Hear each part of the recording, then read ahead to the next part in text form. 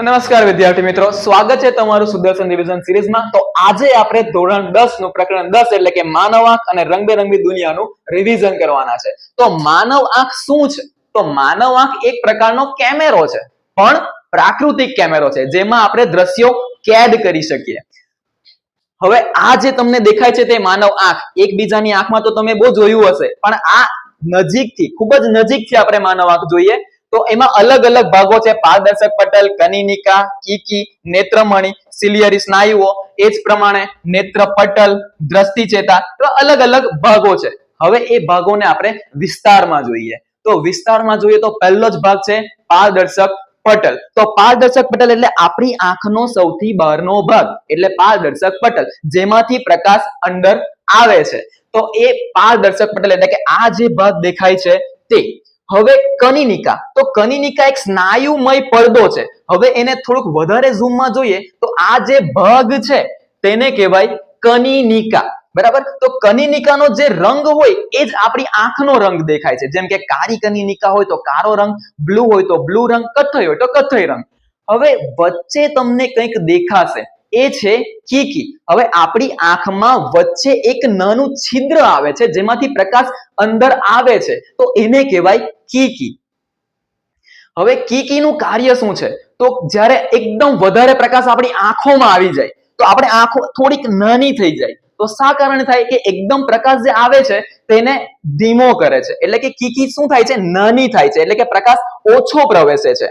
હવે જ્યારે પ્રકાશ જ ઓછો હોય ત્યારે આપણી કીકી થોડી મોટી થાય છે, જેથી આપણે પ્રકાશથી આપણે પ્રતિબિંબને સ્પષ્ટ રીતે જોઈ શકીએ। હવે લેન્સ, આંખમાં કયો લેન્સ આવે છે? બહિર્ગોળ લેન્સ। તો બહિર્ગોળ લેન્સ શું કરે? તો પ્રકાશને એક જગ્યાએ કેન્દ્રિત કરે છે, એટલે કે આંખનો લેન્સ એટલે કે નેત્રમણિ। હવે સિલિયરી સ્નાયુઓ, તો સિલિયરી સ્નાયુઓ તમને દેખાતા હશે કે નેત્રમણિ સાથે જોડાયેલા હોય, તો એ શું કરે? તો લેન્સને જાડો પાતળો કરવાનું કામ કરે, એટલે કે જાડો પાતળો થાય એટલે કે આપણે સ્પષ્ટ પ્રતિબિંબો મેળવી શકીએ।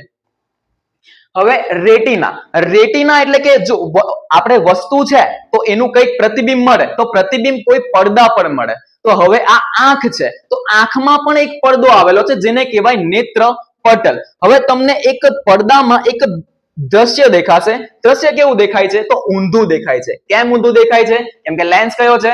બહિર્ગોળ લેન્સ છે। બહિર્ગોળ લેન્સમાં કયા પ્રકારના પ્રતિબિંબ મળે? તો વાસ્તવિક અને ઉલટું। તો અહીંયા આપણને ઉલટું પ્રતિબિંબ રચાય છે, પણ આપણને તો સીધું જ દેખાય। તો એવું શા માટે? તો દ્રષ્ટિ જતા જે સંદેશા મગજને મોકલે છે તે મગજને ડીકોડ કરીને આપણને સીધું પ્રતિબિંબ બતાવે છે। હવે સમાવેશ ક્ષમતા, હવે આપણે આંખોમાં કેટલું સમાવી શકીએ એને કહેવાય સમાવેશ ક્ષમતા। ઘણીવાર આપણે દૂરનું પણ જોઈ શકીએ અને નજીકનું પણ જોઈ શકીએ। તો નજીકનું કેટલા અંતરે જોઈ શકીએ? એ થયું આપણું નજીક બિંદુ। આપણે એકદમ નજીક કોઈ વસ્તુને મૂકીએ તો આપણે સરખું વાંચી નથી શકતા, બ્લર દેખાય છે।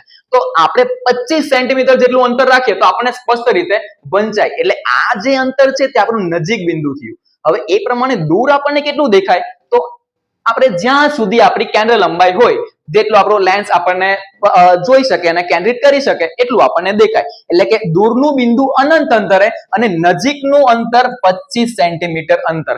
MCQ માં પૂછાઈ શકે એવો ક્વેશ્ચન છે, ખાસ યાદ રાખજો। હવે સામાન્ય આંખ, સામાન્ય આંખ એટલે જેમને ચશ્મા ન હોય તેની આંખ, બરાબર। સામાન્ય આંખમાં પહેલા તો કિરણો આવે છે, પારદર્શકમાંથી આવે છે, પછી પારદર્શક કીકીમાંથી એન્ટર થાય છે, હવે નેત્રમણિ પર અથડાય છે। નેત્રમણિ શું કરે? તો બહિર્ગોળ લેન્સ છે, તો બહિર્ગોળ લેન્સ શું કરે? બધા કિરણોને કેન્દ્રિત કરશે। કેન્દ્રિત ક્યાં કરશે? નેત્ર પટલ પર। હવે નેત્ર પટલ એને દ્રષ્ટિ ચેતા મારફતે મગજને સંદેશો પહોંચાડશે। તો આ ઘટના સામાન્ય આંખની છે, એટલે કે સામાન્ય માનવી આવી રીતના જોઈ શકે, પણ અમુક માનવીઓ સામાન્ય નથી હોતા, એમને અલગ અલગ પ્રકારની ખામી હોય છે। તમે મારી ખામી પણ જોઈ શકો છો, બરાબર। તો હવે આ કઈ ખામીઓ છે? તો પહેલા આવશે લઘુ દ્રષ્ટિની ખામી। લઘુ દ્રષ્ટિની ખામી એટલે કઈ ખામી? તો જો આ ભાઈને નજીકનું દેખાતું છે ચોખ્ખું, પણ દૂરનું નથી દેખાતું, તો આ કઈ ખામી થઈ? લઘુ દ્રષ્ટિની ખામી। આ મારી ખામી છે, બરાબર। તો હવે આમાં નિવારણ કેવી રીતના કરી શકીએ? પણ નિવારણ ક્યારે કરીએ? જ્યારે આપણને કારણ ખબર હોય। તો પહેલા આપણે કારણ જોઈએ। તો કારણમાં શું છે? તો પ્રકાશ આવે તો છે પણ અથડાય થોડાક વહેલા જાય છે, થોડાક ઉત્સાહી છે, થોડાક વહેલા અથડાઈ ગયા, બરાબર. પણ એક ખામી આપી ગયા આપણને, તો હવે એ ખામીને નિવારવાની જરૂર પડે. તો નિવારવા માટે પછી આપણે આ લેન્સ લગાવવો પડે. હવે લેન્સ લગાવે તો શું કરે? આ અંતર્ગોળ લેન્સ છે, તો અંતર્ગોળ શું કરશે? એને જે નજીક જાય છે એને થોડાક ફેલાવીને નેત્ર પટલ પર પડવા માટે મદદ કરશે, એટલે આપણે પ્રતિબિંબ સ્પષ્ટ નેત્ર પટલ પર મેળવી શકીએ. હવે આ તો થઈ લઘુ દ્રષ્ટિની ખામી. હવે બીજા પ્રકારની ખામી આવે છે ગુરુ દ્રષ્ટિની ખામી. હવે ગુરુ દ્રષ્ટિની ખામીમાં શું આવે? તો નજીકની વસ્તુ આપણે સ્પષ્ટ નથી જોઈ શકતા, પણ દૂર દૂરનું જે હોય તે તો આપણને સ્પષ્ટ દેખાઈ જાય છે. તો આ પ્રકારની ખામીને ગુરુ દ્રષ્ટિની ખામી કહેવાય છે. હવે ગુરુ દ્રષ્ટિની ખામીના કારણ, તો જ્યારે પ્રકાશ દૂરથી આવે છે ત્યારે જ્યાં અથડાવાનો એની જગ્યાએ મોડો અથડાય છે, થોડોક લેટ પડે. તો જ્યાં અહીંયા અથડાવાની જગ્યાએ પાછળ અથડાય છે, એટલે એનું સ્પષ્ટ પ્રતિબિંબ મળતું નથી. હવે આ કારણ છે, તો એનું નિવારણ માટે શું વપરાય? તો બહિર્ગોળ લેન્સ. યોગ્ય કેન્દ્ર લંબાઈ વાળો બહિર્ગોળ લેન્સ આપણે મૂકીએ તો એ જે કિરણો પાછળ છેડાય છે તેને નજીક લાવે છે અને નેત્ર પટલ પર પાડે છે, જેથી આપણને સ્પષ્ટ પ્રતિબિંબ જોવા મળે. હવે એક ત્રીજી પ્રકારની ખામી છે પ્રેસ બાયોપિયા. હવે પ્રેસ બાયોપિયા એટલે કે જેમનો આંખનો લેન્સ કઠોળ થઈ જાય છે, સિલિયરી સ્નાયુઓ નબળા પડે છે. હવે સિલિયરી સ્નાયુઓ શું કરે?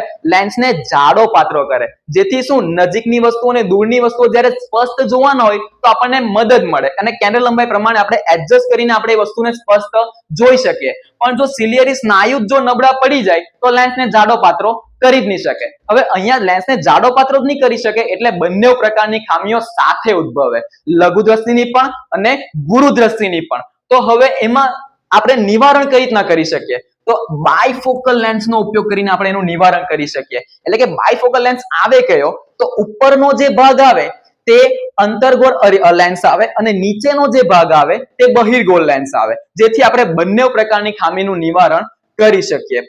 હવે એક અલગ પ્રકારની ખામી છે મોતિયો.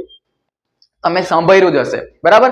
ઘણી વાર આપણા દાદા દાદીઓનું સાંભળ્યું હશે, કાં તો આપણા સગા સંબંધીઓ વિશે સાંભળ્યું હશે કે મોતિયા બિંદુનું ઓપરેશન કરાવેલું છે. તો ખામી શું હોય? તો મોતિયો એટલે જો આ હેલ્ધી આંખ છે. હેલ્ધી આંખ એટલે કે આપણા પ્રકારની જે આંખ છે તે હેલ્ધી આંખ છે. હવે મોતિયાની આંખમાં કીકીના સ્થાને એક વ્હાઇટ પડદા જેવું પડ આવી જાય છે. તો એ પડદા જેવું પદ આવી જાય છે, તેને લીધે આપણને સ્પષ્ટ પ્રતિબિંબ મળતા નથી, જેથી એને કરવો પડે, જેથી આપણને સ્પષ્ટ પ્રતિબિંબ મળે.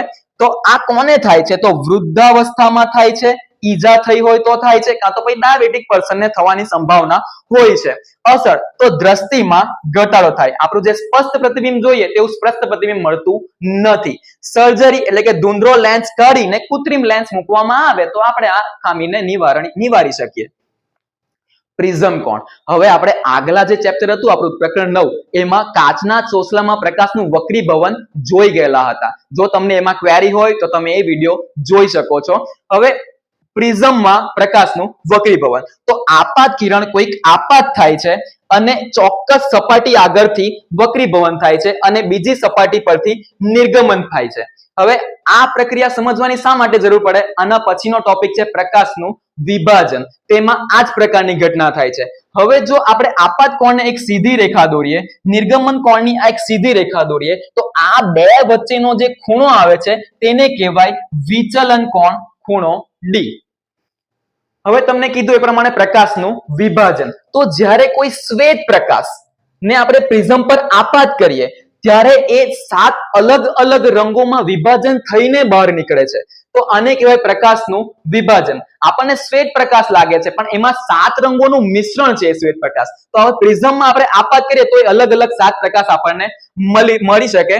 જાની વાલી પીનારા આ શોર્ટ ફોર્મ છે ને યાદ રાખવા માટેનું. હવે લાલ રંગનું પ્રકાશનું સૌથી ઓછું વિચલન થાય છે, એટલે કે લાલ રંગની જે સ્પીડ છે એ ખૂબ જ વધારે છે. હવે આપણે પણ જ્યારે સ્પીડમાં હોઈએ ત્યારે આપણે એકદમ ફટાફટ નીકળી જઈએ, ત્યારે આપણે ટર્ન પણ નહીં મળાય રહી, એટલે કે એ સીધો નીકળે છે કેમ કે એની સ્પીડ વધારે છે. જાંબલી રંગ થોડો ધીમે ધીમે નીકળે છે, જેથી એની સ્પીડમાં ઘટાડો આવે છે. એથી ઘટ્ટ માધ્યમમાંથી પાતળા માધ્યમમાં પ્રવેશે ત્યારે છે તે થોડો વધારે વિચલન થાય છે. અને લાલ રંગની તરંગ લંબાઈ પણ વધારે છે અને જાંબલી રંગની તરંગ લંબાઈ સૌથી ઓછી છે.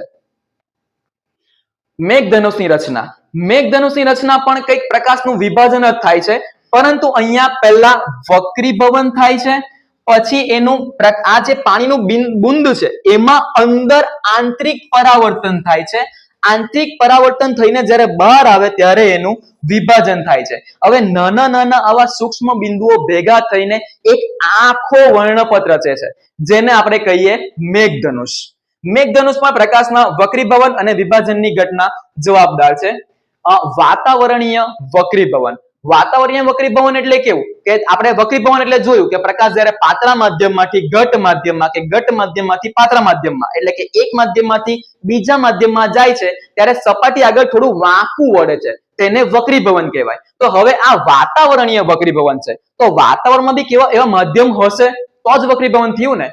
તો એવું આપણે અવકાશમાંથી પ્રકાશ આવે છે અને સતત પાતળા માધ્યમમાંથી ઘટ માધ્યમમાં પ્રવેશે છે, એટલે કે પ્રકાશનું જે સીધું કિરણ છે થોડુંક ત્રાંસું આવશે. તો આ જે ઘટના છે તેને વાતાવરણીય વક્રીભવન કહે છે. હવે તારાઓનું તમતમવું. આપણને તારા તમતમતા દેખાય, જોવાની પણ મજા આવે, પણ તારા રિયલમાં તમતમતા નથી. કેમ નથી તમતમતા તે સમજીએ.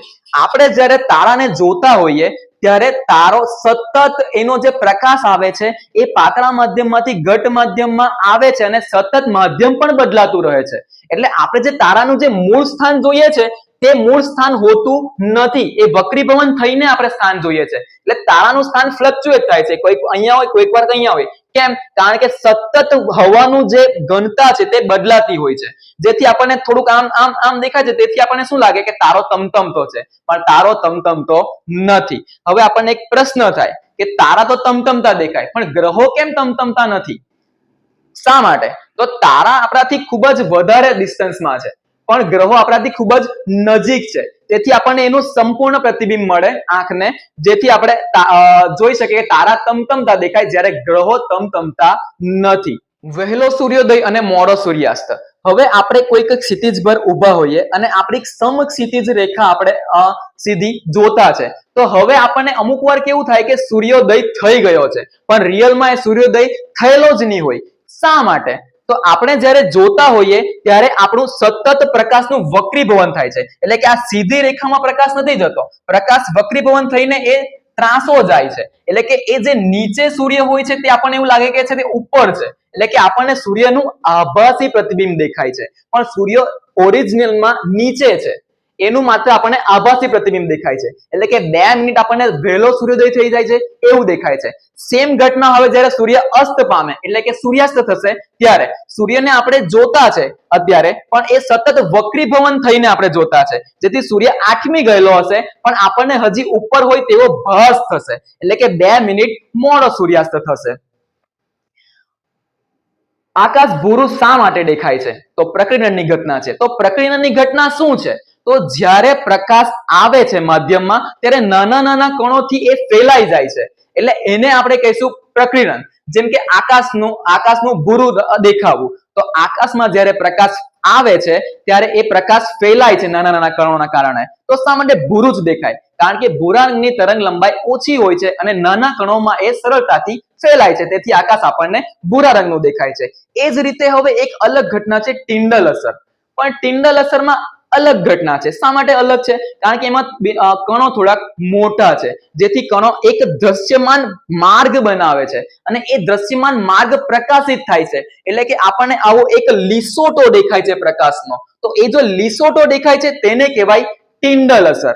હવે એના કેટલાક ઉદાહરણો છે. પ્રકીર્ણન એટલે કે પ્રકાશ આખો ફેલાઈ જાય છે, જેમ કે આપણને સૂર્યાસ્ત કે સૂર્યોદય સમયે લાલાશ પડતો રંગ દેખાય છે, તે પ્રકીર્ણનની ઘટના છે.